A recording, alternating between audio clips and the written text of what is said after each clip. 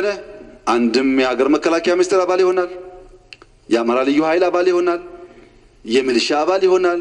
አሊያም ስትፈልጉኝ ጥሩኝ አሁን አርሳለሁ ቤቱ ይቀመጣል እንጂ 10 እና 20 30 እንደ መከላከያ ሆኖ ፓራል ፎርስ መሆን ጥሩ አይደለም፣ ለአማራም ጥሩ አይደለም። ለምክር ቤት አይመቸኝም። ግን አማራ ገጠመኝ የሚለው ጦር እና ጠላት ቲፒኤልኤፍ ከሆነ ቲፒኤልኤፍ እኮ አንድ ቋንቋ የሚያወራ የሚደማመጥ ችግር እንኳን ቢኖር ደብቆ የሚያወራ እንጂ በየሚዲያው የሚሰዳደም ይከፋፈል አይደለም። አማራን ጠንካራ የሚያደርገው አንድ ሊደርሺፕ ስር ሲሆን ነው እንጂ 10 ቦታ ከተከፋፈለ እዚህ ጋር ሚሊሻ እዚያ ጋር ልዩ ኃይል እዛ ጋር ምናምን ከሆነ መከላከልም አይችልም። ለአማራም አይበጅም፣ ለኢትዮጵያም አይበጅም። አንድ መሆን መሰብሰብ ያስፈልጋል። ይሄ ኃይል መሳሪያ የያዘ ኃይል፣ ወጣት ኃይል፣ ብር የለመደ ኃይል፣ መኪና የሚቀማ ኃይል፣ ብር ላክ እያለ የሚደውል ኃይል፣ አርሶ አደር በረሽቶ ሲመለስ ብር የሚቀማ ኃይል እሳት ነው። በአማራ ደግሞ ባህል ውስጥ እሳት ዝም ብሎ አይለቀቅም። እናቶች እሳት ዝም ብሎ አይለቁም። እንጀራ የሚጋግሩ ከሆነ አንከርት የሚባል እሳቱ እንዳይረጭ ሰብሰብ የሚያደርገው በእበት የሚሰራ አንከርት አለ። እንጀራ ዝም ብሎ አይጋገርም። እሳት ከተረጨ ቤት ያቃጥላል። ወጥ የሚሰሩ ከሆነ ጋቻ የሚባል ነገር አለ። ሰብሰብ አድርጎ እሳቱን የሚይዝ ይሄ እሳት ሰብሰብ ተደርጎ መያዝ ካልተቻለ ወደፊትም ልንዋጋ አንችልም፣ ወደ ኋላም አስቸጋሪ ነው የሚሆነው። በዛ መነጽር ማየት ጥሩ ነው። የመብት ተሟጋጆች እንደዚህ ብለዋል ለተባለው እነዚህ ተሟጋጆች ለሚዘረፈው፣ ለሚጠለፈው፣ ለሚደፈረው ህዝብ አይናገሩም እንዴ? ለሰው እኮ ነው የሚሞግቱት ማለት ነው። ኢትዮጵያ ውስጥ ታዋቂ ያልሆኑ ሰዎች በህይወት የመኖር መብት፣ ታዋቂ የሆኑ ሰዎች ከመናገር መብት ጋር እንዴት አቻ ሆኖ ይታያል? ሰዎች በህይወት መኖር የተቸገሩ እንደተባለውም የተፈናቀሉ የተጎሳቆሉ ኢትዮጵያዊ ሆነው ሰከንድ ሲቲዝን የሆኑ በሀገራቸው እሱን ለማስከበር የሚሰራ ጥረት እንዴት ከመናገር መብት ጋር በኩል ይታያል? ሰው ማኖር አይበልጥም ከመናገር? ይሄን ማየት ጥሩ ነው። ይሄ ማለት ግን ይሄን የሚያክል ኦፕሬሽን ሲሰራ በስተት የተያዘ ሰው የለም። ጥፋት አይጠፋም። እንደው የኛ መንግስት እንከን አልባ ነው አይደለም፣ መገምገም አለበት። በስተት የተያዘ ሰው ካለ፣ አላግባብ የተጎዳ ሰው ካለ፣ ኃይል የተጠቀመ ሰው ካለ መጠየቅ አለበት። ምክንያቱም አንደኛውን ጥፋት ለማከም ሌላ ጥፋት ትክክል አይደለም።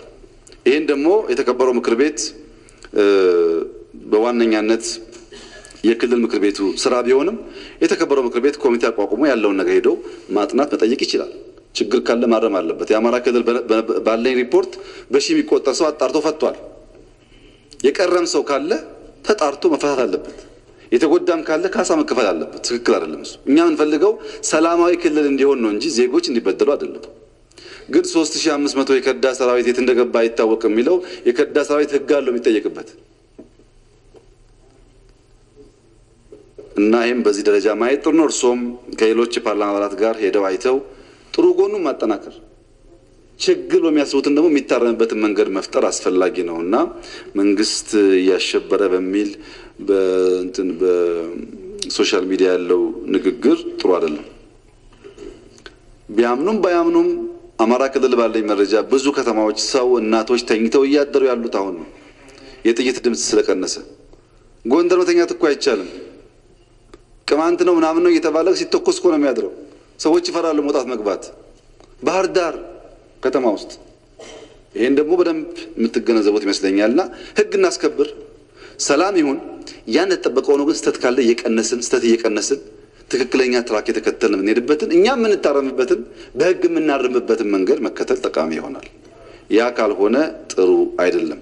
የህግ ማስከበር ዘመቻው ተጠናክሮ ይቀጥላል በሁሉም ክልሎች። መፍትሄው ህግ ማክበር ብቻ ነው። እንትና ነኝ፣ አርሶ አደር ነኝ፣ ባለባንዲራ ነኝ፣ ባለከዘራ ነኝ አይሰራም። ህግ ማክበር። ህግ ያላከበረ ይጠየቃል። በስንቱ ነው እኛ የምንሰቃየው? ህግ ማክበር ብቻ ነው ጋራንቲው። ከዛ በመለስ ሀሳብ መግለጽ መነጋገር ችግር የለውም። እዛው ላይ ማህበራዊ ሚዲያን በሚመለከት እንግዲህ በመጪው አመታት 5-10 አመታት የዓለም የኑሮ ስርዓት ይቀየራል። የገንዘብ ስርዓት፣ የጤና ስርዓት፣ የትምህርት ስርዓት፣ የፖለቲካ ስርዓት ብዙ ጉዳይ ይቀየራል። ማህበራዊ ሚዲያው ብዙ ነገር እየነካካ ነው ያለው። አሁን እኛ ጋር ልምምዶች ናቸው። ብዙ እድልን ፈተናም ይዞ ይመጣል። ፈተናውን እንዴት አድርገን እንቋቋማለን፣ እድል ደግሞ እንዴት ኤክስፕሎይት እናደርጋለን የሚለውን ማሰብ ይፈልጋል። የቴክኖሎጂ ኩባንያዎች ዋና ስራቸው ዜጎች በእነሱ አፕሊኬሽን ላይ ተጥደው እንዲውሉ ማድረግ ነው። አልጎሪዝሞች የሚጻፉት በዚሁ ስሜት ነው። ለምሳሌ እዚሁ ፓርላማ ያላችሁ ሰዎች እዛ ጫፍ ያሉት ሰውዬና እዛ ጫፍ ያሉት ሴትዮ ሁለታችሁ ወጣችሁ ዩቲዩብ ብትከፍቱ ሁለታችሁ ገጽ ላይ አንድ አይነት አይመጣም። እርሶም የሚፈልጉትን እሳቸው የሚፈልጉትን ያውቃል። ዩቲዩብ ያጠናችኋል። የምትፈልጉትን ኔጌቲቭ ኢነርጂ የሚሰጣችሁ ዩቲዩብ ላይ የሚሰሙ በጣም በርካታ በአጀንዳ ሴቲንግ የሚሰሩ የውሸት ዜናዎች ስንት ሰው ጭንቅላት እያመሱ ሳይተኛ የማያድር አገር የሚወድ ስንት ዜጋ አለ መሰላችሁ? ሰርቶ ብሎ ዜና ልስማ ብሎ ውሸት ዜና ሰምቶ ሲታመም የሚያድር ነገ ስራ የሚበላሽበት ሰው አለ በየሀገሩ። እነዚህ አልጎሪዝሞች በስድብ፣ በጥላቻ፣ በውሸት ብዙ ተከታይ ማፍራት ነው አላማቸው። ለምን? ብዙ ተከታይ ያለው ሰው ብዙ ብር ስለሚያገኝ። ኢትዮጵያ ውስጥ በዩቲዩብ የሚከፈል ገንዘብ ታክስ የሚከፍል ሰው እኮ የለም። እኛንን ዩቲዩቡን ላይክ ሼር እያደረግን የምናባዛው። የእሱ አካውንት ያለው ግን ሰምዌር ነው። ይህን የሚዲያ ኦቶሪቲውም እነ ኢሳም ማጣት አለባቸው። ካገኘ ኢንካም ታክስ መክፈል አለበት። ማንኛውም ዜጋ ከሚያገኘው ኢንካም ታክስ መክፈል አለበት። በዶላር እኮ ነው የሚሰበሰበው። በዚህ ምክንያት ማፋታት፣ ማጋባት፣ ማጣላት፣ ማዋደድ ምናምን ስራው በቃ ሁሉ ጊዜ መርዶ ነው። ሰው እንዲያይ ሰው በባህሪው ኔጌቲቭ ኢነርጂ ስለሚስበው ማለት ነው። ይሄን ከእናንተም ብዙ ይጠበቃል። ሌላው ችግር አክቲቪስት፣ ጋዜጠኛ፣ ፖለቲከኛ ተቀላቅሏል እኮ። አንድ ሰው ጧት አክቲቪስት ነው፣ አንቂ ነው፣ ከዛ ፖለቲከኛ ነው፣ ከዛ ደግሞ ጋዜጠኛ ነው። ሲያባላ አክቲቪስት ነው፣ ሲጠየቅ ደግሞ ጋዜጠኛ ነው። ይሄም ትክክል አይደለም ወገኖቼ። በቋፍ ነው ያለው። ይሄ ሀገር መጠናከር አለበት። ዝም ብሎ ማንም እየተነሳ መከላከያን የሚያፈርስ ስራ ሲሰራ አትደግፉ። እነዚህ አክቲቪስቶች እናንተ የምታወሩላቸው እኮ በኢሜል የአማራ ጀነራል አትዋጋ፣ የኦሮሞ ጀነራል አትዋጋ እያሉ መከላከያን የሚያፈርሱ ናቸው። መከላከያ ከፈረሰ በማንኛውም ሞመንት ውስጥ ተፈርሳለህ። ተቋም የሚያፈርሱን ሰዎች አክቲቪስት ነው፣ ጋዜጠኛ ነው እያን ስም አንስታቸው። እኛ ሀሳብ በመናገር እያፈናችሁ ነው እንዴ? ኢትዮጵያ ውስጥ እንደ አብይ ደግሞ የተሰደበ መሪ አለ እንዴ? ዘፈን እስክስታ እስኪወረድበት እኮ ነው። በቀን 3 ሰዓት እና 4 ሰዓት እየሰራው በለፋሁለት ህዝብ ውስጥ እኔን ለማዋረድ ሲለፈልፍ የሚውላለ አንድ ቀን ጠይቄ አላውቅም። መብት ግን አለኝ። ማንም ሰው እኔን በግል መስደብ አይችልም። ሀሳቤን መቃረን ይችላል፣ ከሀሳቤ ጋር መታገል ይችላል። በግል ግን መስደብ አንዳንዱ እኮ እናቴ ይሰድባል እንኳን እኔን። ይሄ ትክክል አይደለም። እንደ መብት መታየት የለበትም። እሱ እኔን መስደብ መብቱ፣ እኔ ግን መጠየቅ ደግሞ ነውር ተደርጎ መታየት የለበትም። ብሰድብ ዝም ትላለህ አንተ? የማይሰደብ ሰው አለ? መከላከያ ይሰደባል። አንዳንዱ ተነስቶ ባልዋለበት መከላከያ እንደፈለገ ሲያደርግ ይውላል። ይሄ ትክክል አይደለም። አክቲቪዝምም አይደለም፣ ሚዲያም አይደለም። ስም የለውም። ይሄ ባይዘይ ስም የለውም። ኢትዮጵያ ውስጥ ሚዲያ ከሪፎርም በኋላ እየታፈነ ነው። ውሸት ነው። ኢትዮጵያ አሁን ያላት ሚዲያ ከሪፎርም በፊት ካለው 1000 እጥፍ ይበልጣል። ደግሞ ሚዲያ አሽናል። ኢትዮጵያ ውስጥ ምን የሌለው ሰው አለ? እንደ 5000 ተከታይ ሚዲያ ብቻ ነው ሀገሩ። እኛ ሚዲያና ሀሳብ እንደግፋለን። ስለምንደግፍም ህግ አርቅቀን አቅርበንላችሁ አጽድቃችሁ አልኩ። ሙያው ያስፈልጋል፣ ፕሮፌሽናሊዝም ያስፈልጋል። ጋዜጠኝነት የከበረ ሙያ ነው ብለን አቅርበናል። አሁንም የከበረ ሙያ ነው። ጋዜጠኛ በብዙ ድካም ሳይተኛ አድሮ ትንሽ የሚያገኝ ሙያ ማለት ነው። ጋዜጠኛ ሀብታም ሆኖ አያውቅም። ጋዜጠኛ የሀሳብ ሀብታም እንጂ ገንዘብ ሀብታም አይደለም። አይተኛም እኮ ሲጭር ሲቆፍር ነው የሚያድረው። ይህን ሙያ ማክበር መንከባከብ ያስፈልጋል። የወሬ ፖለቲካ ግን ችግር ይፈጥራል እንጂ መፍትሄ አያመጣም። ያባላል፣ ያጠራጥራል፣ ብዙ ችግር ይፈጥራል። ይሄንን ሪዲዩስ እያደረግን መሄድ መጠላት የለበትም። ችግር መተንተን እንደ መፍትሄ መወሰድ የለበትም። አሁን ኢንፍሌሽን አለ ብሎ መናገር ሳይሆን ጓሮ መኮትኮትና ሰላጣ መትከል ነው መፍትሄ። እሱም ማድረግ ያልቻለ ሰው ስለ ኢንፍሌሽን ማውራት የለበትም። ማን ባረሰው ነው የሚጠብቀው? እሱ መፍትሄ ላይ ካልሰራን በስተቀረ ችግር እየተነተን አይሆንም። የኦሮሞ ሰራዊት በጎጃም ውስጥ ከእንትና ሽፍታ ጋር ተገጣጥሞ ብሎ ዜና መናገር ነው አሁን ጋዜጠኝነት? አንድ እንኳን የኦሮሞ የፌዴራል ሰራዊት ባልዋለበት የኦሮሞ ሰራዊትማ ያለው ሁመራ ነው ህዝቤን ጠብቃለሁ ብሎ፣ ራያ ነው ያለው ጠብቃለሁ ብሎ። ትክክል አይደለም። ከሰደብከኝም አልጠብቅህም ካለ ማን ይጠብቅሃል? የሚጠብቅህን እያዋረድክ ተቀምጠህ እዚህ ጥሩ አይደለም። ኦሮሞን አማራ ላይ እስላም ተነስ ክርስቲያን ተነስ የሚል ጋዜጠኝነት ነው። አሁን አብሮ የኖረ ህዝብ እንደፈለገ የሚያባላ ሳይስቸገር እኮ ተነስ ይላል ተነስቶ ሚዲያ ላይ። ህገ ወጥ ነው። ትክክል አይደለም። መቀስቀስ አይቻልም። ይታሰራል ከቀሰቀሰ። በሰላም ካከበረስ ማንም አይነካውም፣ በክብሩ ይኖራል። መቀስቀስ የምትችል ማባላት የምትችል ማጣላት የምትችል ማትጠየቅ እንደዚህ አይነት አገር ዓለም ላይ የለም። ኢትዮጵያ ከየት ይመጣል? የሀገር ሉዓላዊነት መያዣ አድርጎ ዴሞክራሲ የለም። ሀገር ሲኖር ዴሞክራሲ። ይሄ እኮ የኢትዮጵያ ዴሞክራሲ ነው። ኢትዮጵያን አፍርሰህ ምን አለ ዴሞክራሲ? ሀገር እያጸናን እያከበርን መሆን አለበት እንጂ እየተሳደብን መከላከያን እያፈረስን ሀገር እያፈረስን ጥሩ አይደለም።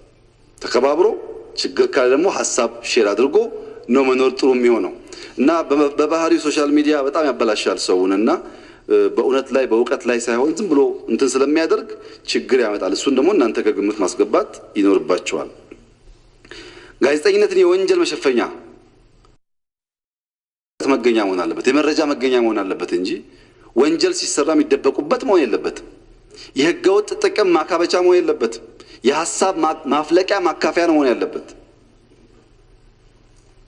በህገወጥ መንገድ ገንዘብ ለማግኘት በጋዜጠኝነት ስም ትክክል።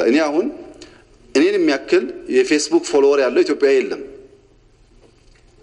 እና በቃ ጋዜጠኛ ነኝ እንደፈለኩ እየተሳደብኩ እናንተ ጋዜጠኛ መብት ብላችሁ ትቀበላላችሁ?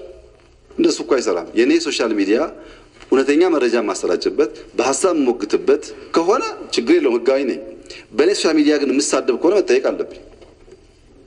ብሔርን፣ እምነትን፣ ግሩፕን የሚያዋርድ ጋዜጠኝነት ከየት የመጣ ነው?